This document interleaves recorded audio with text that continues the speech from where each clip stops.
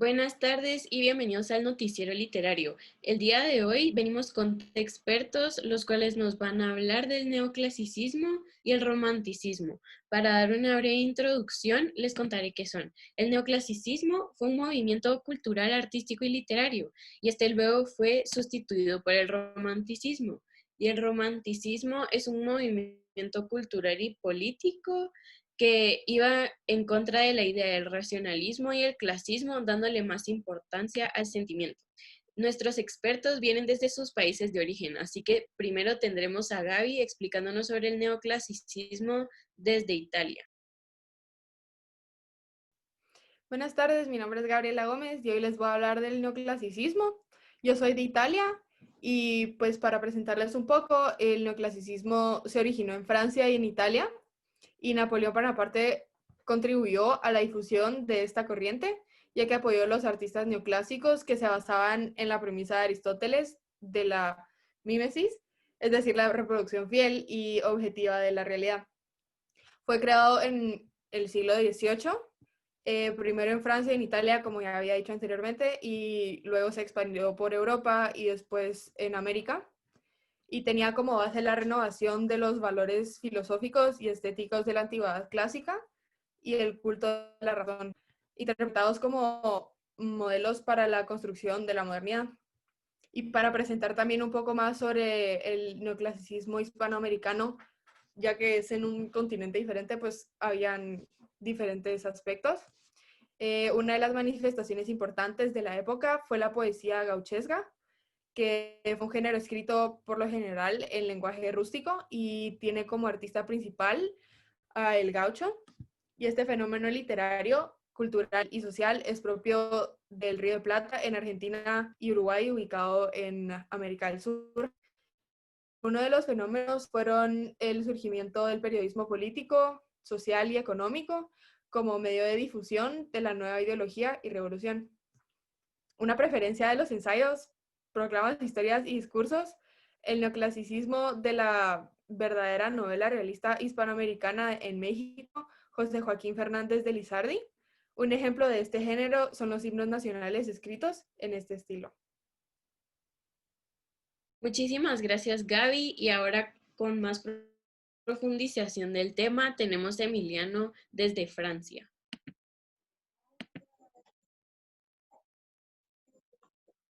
Bueno, yo les voy a hablar de los principales representantes que tuvo el neoclasicismo.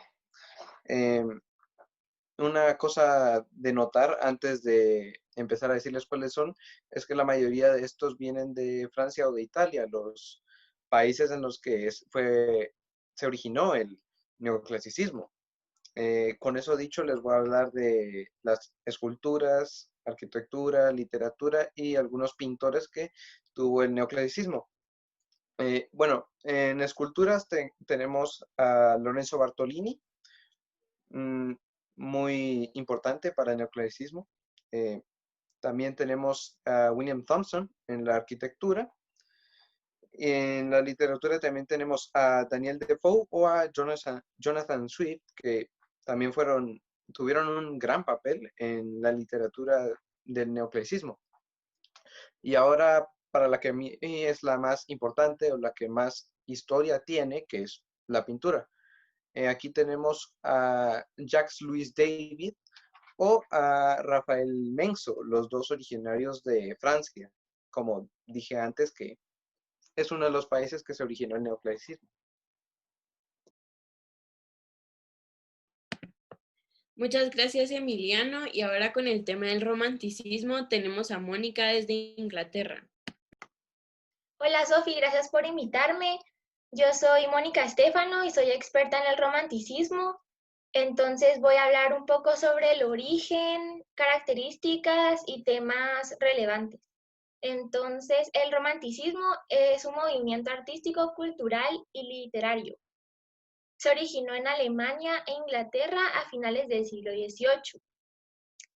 Luego se fue esparciendo por otros países de Europa y por último a América Latina. Cuando culminó la Revolución Francesa, llegó a Francia, después fue a Estados Unidos, luego a España y por último a América Latina, como el indigenismo. Muchas personas creen que el romanticismo solamente estaba en escritura, pero no es así, también estaba en la música y en las pinturas, eso quiere decir en el arte en general. Entonces voy a decir algunas características. El romanticismo exaltaba la belleza y la sensibilidad emocional. Tenía mucha subjetividad, individualismo y la exaltación del yo. Empezó a tomar gusto por uno mismo y no tanto por la humanidad en general. La escritura ayudaba a escapar de los problemas de la vida diaria. Era muy liberal, no seguía reglas ni leyes, ya que se trataba de expresarse. Cada pieza era súper original y creativo. Ahora algunos temas son la melancolía, el desengaño, la evasión, el amor, la muerte y la naturaleza. Voy a decir diferencias con el neoclasicismo para entrar en contexto. El romanticismo se basaba en sentimientos, en improvisación y en las ideologías del propio autor, mientras que en el neoclasicismo se hablaba de razón, de lógica y miraba mucho la mitología. El romanticismo rompía por completo los principios de la Ilustración y no estaba de acuerdo con las ideas del neoclasicismo, que eran muy clásicas. Muchas gracias, eso fue un resumen. Bueno, muchísimas gracias, Mónica. Ahora nuestros oyentes tienen unas preguntas para nuestros expertos, comenzando con Gaby. Sus preguntas son, ¿cómo se llamaba esa era? Y si nos podrías decir 3 aspectos que la destacaban del resto. Bueno, a esa era se le conocía como el siglo de las luces. Hasta la época actual todavía la podemos reconocer llamándola por este nombre, que aludía a la claridad del conocimiento y de la razón por iluminar a la humanidad ignorante de esa época, porque pues así les decían a las personas que no conocían mucho y no tenían mucho conocimiento sobre este movimiento literario. Y luego, los 3 aspectos que lo hacían resaltar por encima de los otros movimientos era la ciencia, el progreso y la razón. Gracias. Gaby, y ahora tienen unas preguntas para nuestro compañero Emiliano. La primera pregunta es, en tu opinión, ¿quién es el artista más influyente de este tiempo? Y si tú pudieras elegir entre el neoclasicismo o el romanticismo, ¿cuál sería y por qué? Bueno, el artista que más influyente, como ya mencioné antes, estaría en la pintura.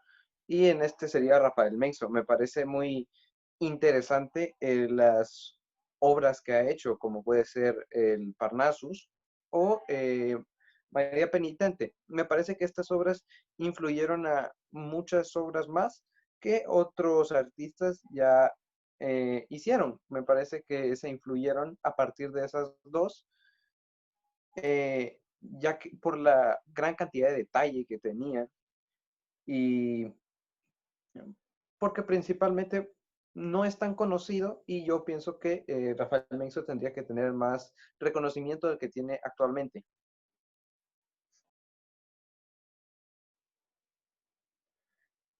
Yo preferiría escribir sobre el neoclasicismo, ya que veo que podría tener un mayor impacto a futuro eh, con respecto a la historia, que puede llegar a mantenerse mejor que el romanticismo, porque las pinturas se quedan ahí para siempre. A cambio, el romanticismo se puede llegar a olvidar muy fácilmente o con más facilidad que el neoclasicismo. Por eso principalmente es que prefiero escribir acerca del neoclasicismo y no del romanticismo. Muchísimas gracias, Emiliano. Ahora tendremos a nuestra experta Mónica con las preguntas. Si nos podrías profundizar sobre el tema de la naturaleza en el romanticismo y para ti o en general, ¿cuáles fueron los escritores o autores más reconocidos de este género? Bueno, la naturaleza, para profundizar un poco, se escribía sobre bosques, paisajes, ríos, todo lo que no fue creado por el hombre, pero sí se relacionaba con la vida humana, porque se salía del colapso de la sociedad, era como dar como una vibra diferente. Y los autores más reconocidos fueron Sir Walter Scott, Immanuel Kant, Víctor Hugo, Washington Irving, Enrique Gil y Andrés Bello. Estos autores eran de los países que dije anteriormente: Alemania, Inglaterra, Estados Unidos, Francia, España y América Latina. Gracias. Bueno, muchísimas gracias a todos. Nos vamos a despedir y yo en un rato daré la conclusión. Gracias. Adiós. Adiós. Gracias. Adiós. Bueno, muchísimas gracias a todos por acompañarnos hoy. Espero que les haya encantado estos dos temas del neoclasicismo y el romanticismo. Los espero ver en otra ocasión y como conclusión vamos a dar al tema a que estos dos géneros literarios fueron muy influyentes en el tipo de literatura y en el tipo de escritura y arquitectura y esculturas que tenemos en día de hoy. Entonces, como saben, nunca tenemos que descartar el pasado, porque para saber cómo será el futuro, estos géneros literarios siempre influirán en nuestras vidas, en nuestro lenguaje, en cómo escribimos y en cómo hacemos las cosas. Espero que hayan aprendido mucho y que se la hayan pasado súper bien. Muchas gracias y hasta la próxima.